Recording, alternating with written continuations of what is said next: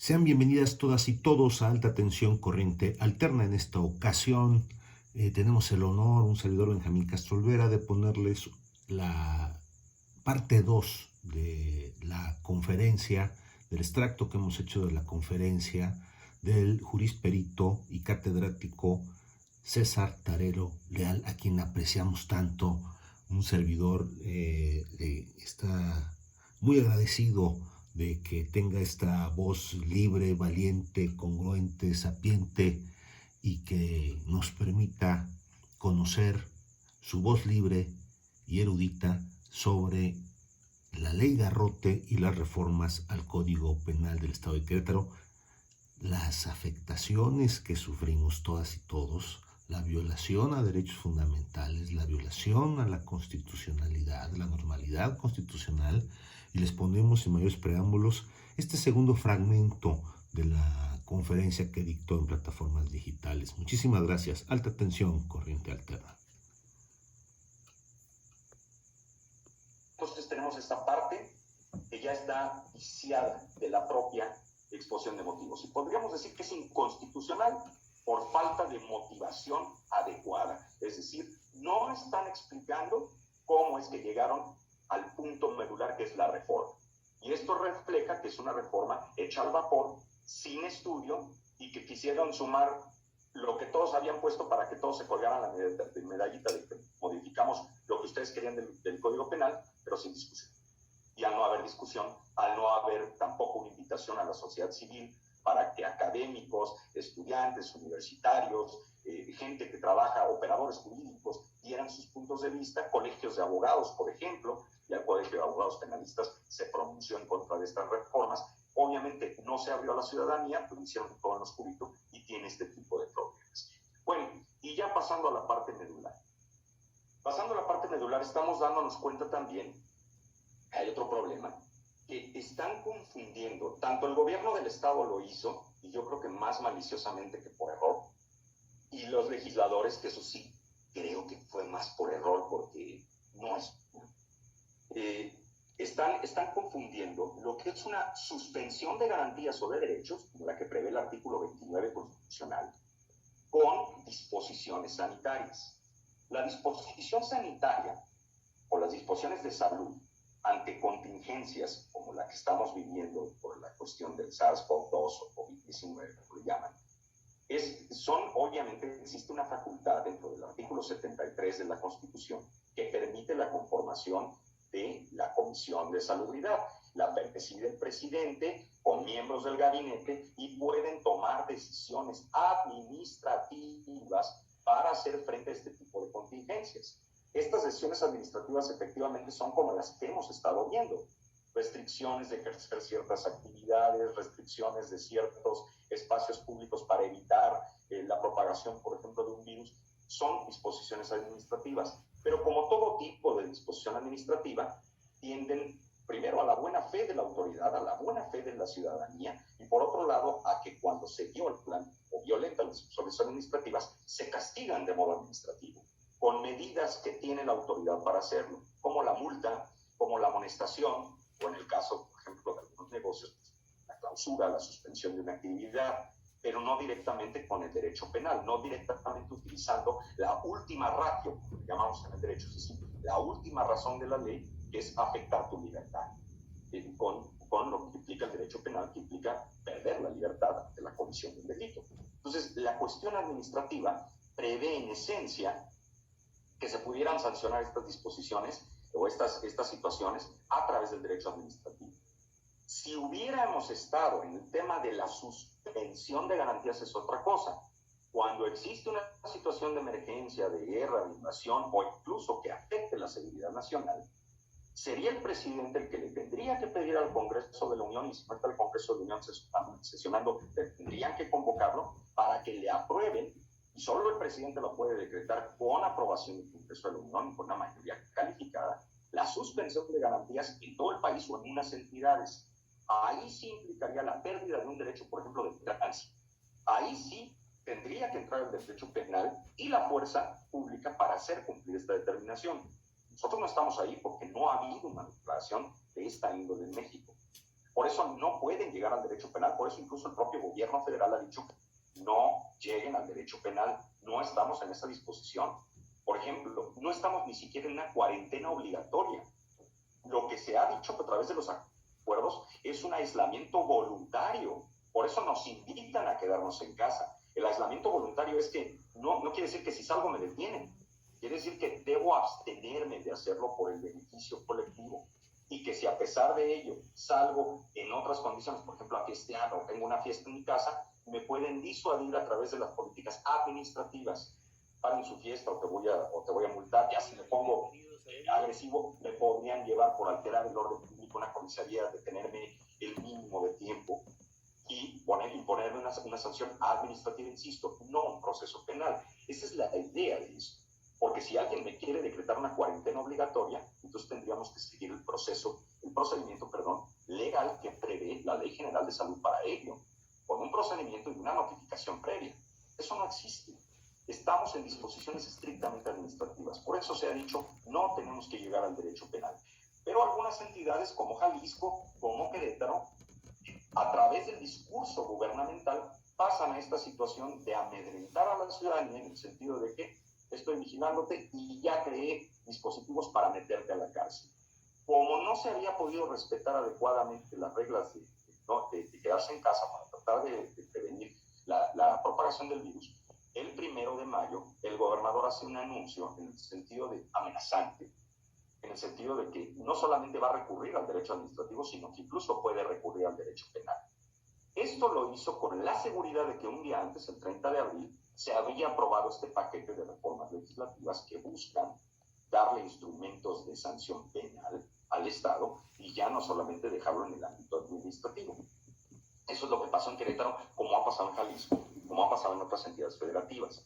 Le dieron un cariz de suspensión de garantías a lo que no es una suspensión de garantías. Entonces, entendido esto, nos damos cuenta que la iniciativa que presenta la legislatura del Estado, que aprueba la legislatura del Estado, también tiene ese error de base. No alcanzan a distinguir o a discernir que la materia de salud se puede atacar desde el ámbito administrativo y no se justifica que hayan utilizado el derecho penal o que quieran utilizar el derecho penal para ello. Pasamos a la parte ya particular de la reforma. ¿Qué artículos se reformaron? Ya por el tiempo tengo que ser muy breve, pero en las preguntas lo podemos ampliar. Propiamente hablando, yo le llamé una reforma reactiva. Los delitos que se modificaron fueron lesiones, omisión de auxilio, discriminación, violencia familiar, extorsión, desobediencia y resistencia de particulares, delitos contra servidores públicos en ejercicio de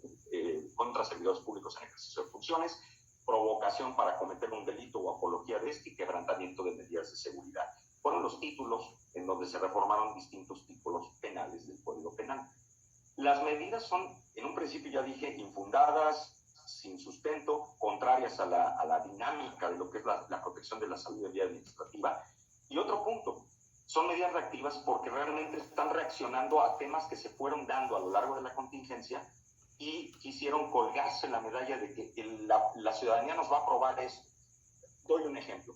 Hubieron noticias de que hubo personas que agredieron, tanto aquí en Querétaro se dio el caso como en otros lados de la República, personas que agredieron a personal médico, enfermeras, doctores, por considerar que traían el virus y les aventaron cloro y los insultaron, y en otros casos, como aquí en Querétaro, incluso dos mujeres agredieron físicamente a personal, me parece que enfermeras. Entonces, en el transporte público o afuera de hospitales, etc. Estas noticias se dieron. Tampoco quiere decir que todos los días estuvieran matando o lesionando enfermeras o médicos. Se dieron estas noticias, salieron. De ahí se cuelgan para crear una reforma al delito de discriminación y decir aquel que hostigue o que llame a afectar al personal médico de una forma comete la discriminación, pero además esta se sigue de oficio. Entonces, creen que con esto, pues todo el mundo íbamos a apoyar la reforma porque están reaccionando a lo que está pasando. Pero cuando tú reaccionas a lo que pasa sin ver más allá de ello, entonces estás simplemente actuando de un modo irreflexivo. Sí reaccionas, pero sin saber hasta dónde puedes llegar. Y ahorita vamos a ver cómo, por ejemplo, este delito de discriminación, en cuando reforman a lo del personal médico, es un arma de dos filos muy importante. Ahorita voy a llegar a eso. Entonces, las medidas son reactivas porque buscan reaccionar a temas de la sociedad, como la salud, como estos elementos que se generaron, o estas situaciones particulares que se generaron, y con eso dan ¿cómo se puede decir? Hacen aparentar que están haciendo lo correcto, pero obviamente están jugando con la ignorancia del gran colectivo social que muchas veces no conocen cómo operan los dispositivos jurídicos. Y algo que te dicen, ya ves, voy a sancionar a quien más grave, a quien le falte el respeto, a quien afecte a un médico o una enfermera, y todos lo aplaudimos, pero no sabemos cómo lo estás regulando en el código, de tal manera que puede generar efectos negativos para toda la colectividad. Eso es lo que pasa cuando hacemos medidas reactivas. Reaccionamos, pero no estamos verdaderamente racionalizando hacia dónde queremos llevarlo. Y por tanto, terminamos o se terminan violando distintas libertades y derechos humanos. Y obviamente estos preceptos que reforman también dejan una secuela que posteriormente ya no pueden cumplir con la finalidad para lo que fueron reformados y terminan afectando otras cosas. Algo muy parecido como lo que sucedió en México, por ejemplo, cuando se creó en 1941 el delito de disolución social, que ya no existe en el Código Penal. Aquel que traiga, además de afectar vías públicas, inmuebles que sirvan para la producción y todo, tenía ese delito una connotación de aquel que traiga propaganda de ideas extranjeras que puedan afectar al gobierno, la forma de gobierno de México, entonces se comete el delito de disolución social. Un delito que crean en 41 Ávila Camacho para proteger en economía de guerra a las distintas fuentes de producción, pero que después en el 58 sirvió para reprimir ferrocarrileros y en el 68 estudiantes. Imagínate, traes una imagen del Che Guevara, ideología de otro país, porque el Che Guevara no es de aquí, ¿verdad? Y estás haciendo alusión a un tema que tiene que ver con la propagación de ideas contrarias a lo que dice nuestro gobierno mexicano para adentro. Entonces, bueno, así como ocurre con esto, vamos a ver algunos artículos que fueron reformados aquí y que pueden tener esta connotación. El primer artículo, reforman el artículo 127 bis 1 en materia de lesiones y agravan la pena del delito de lesiones.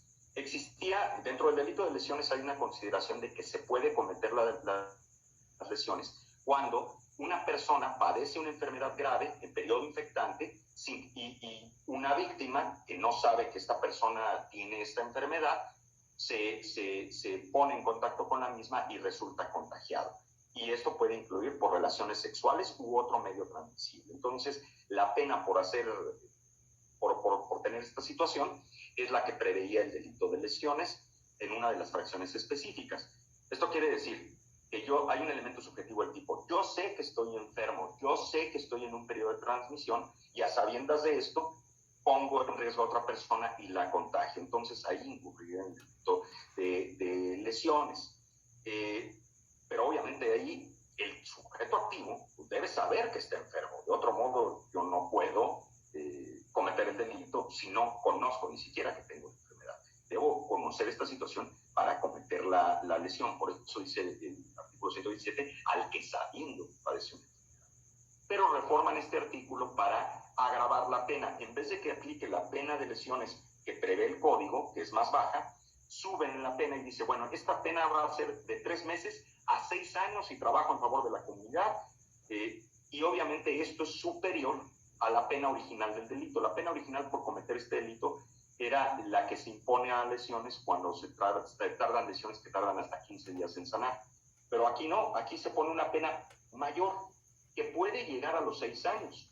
Entonces, aquí tiene un quid esta situación que al momento de imponer esta pena superior, una persona que es sujeta a este tipo de procesos penales, si le impusiera una sanción mayor a 5 años, no podría obtener un beneficio de libertad, aún siendo primodelincuente.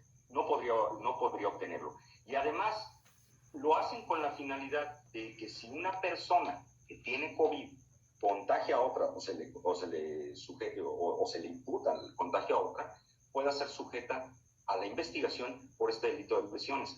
El problema es que, ¿cómo vamos a saber que esta persona sabía que tenía la enfermedad?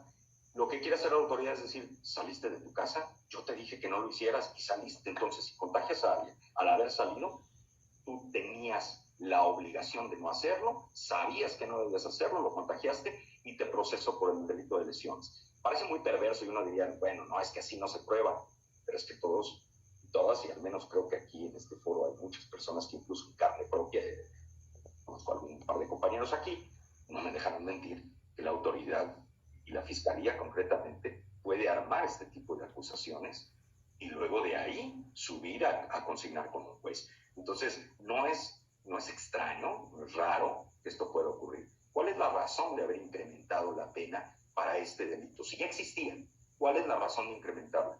La razón es para evitar que estas personas puedan salir con una medida cautelar durante el proceso penal, y la razón es que puedan, a quien la fiscalía quiera, o en su caso el juzgador quiera, poderlos dejar retenidos por este tipo de situaciones.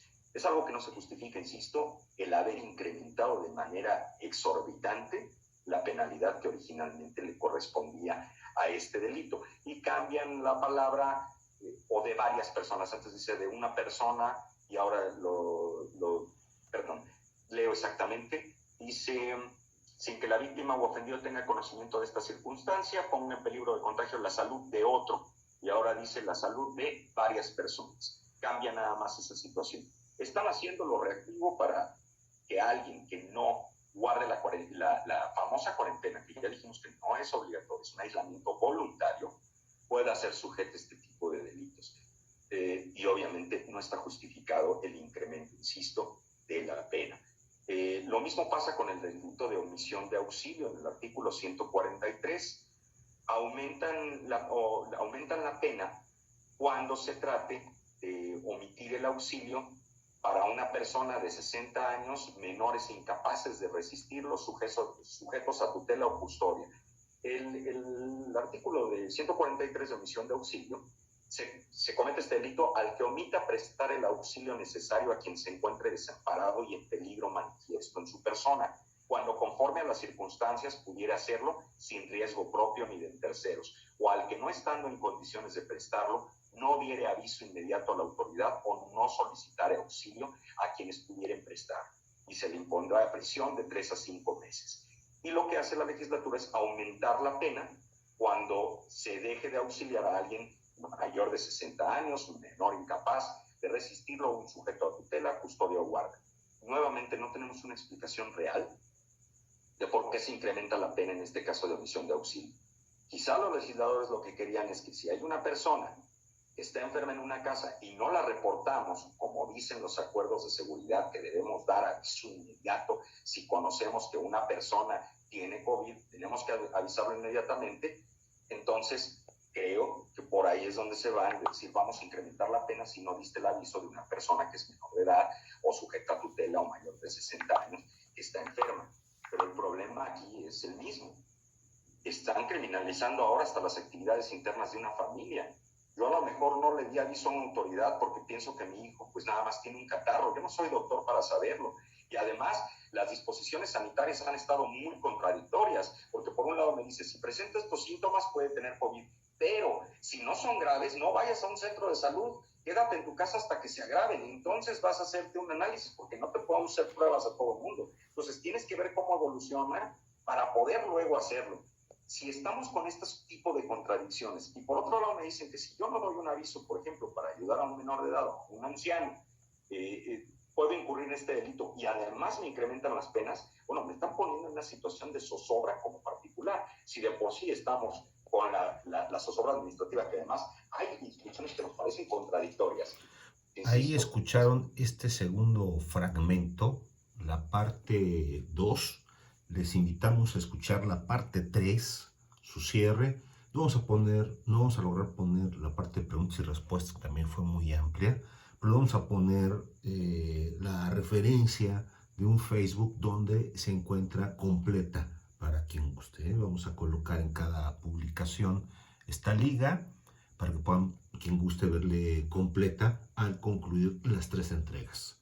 Y les agradecemos como siempre. Les recordamos, es el catedrático, el maestro César Tarelo Leal, no solo un gran jurista, un amigo que aprecio mucho y que es un gran honor para mí hacer estas ediciones de lo que fue su conferencia. Me Me gustaría poner todo, pero por los formatos tenemos que hacer estos extractos para ponerles a ustedes estas cosas que exigen ser desmenuzadas, que nos lo expliquen las personas entendidas, versadas, eruditas, y podamos como sociedad defendernos, organizarnos y evitar sigan violando nuestros derechos fundamentales. Muchas gracias, Benjamín Castro Olvera, para Alta Tensión, Corriente Alterna, la entrega 2 de la conferencia dictada por el maestro César Tarero Leal. Hasta la próxima.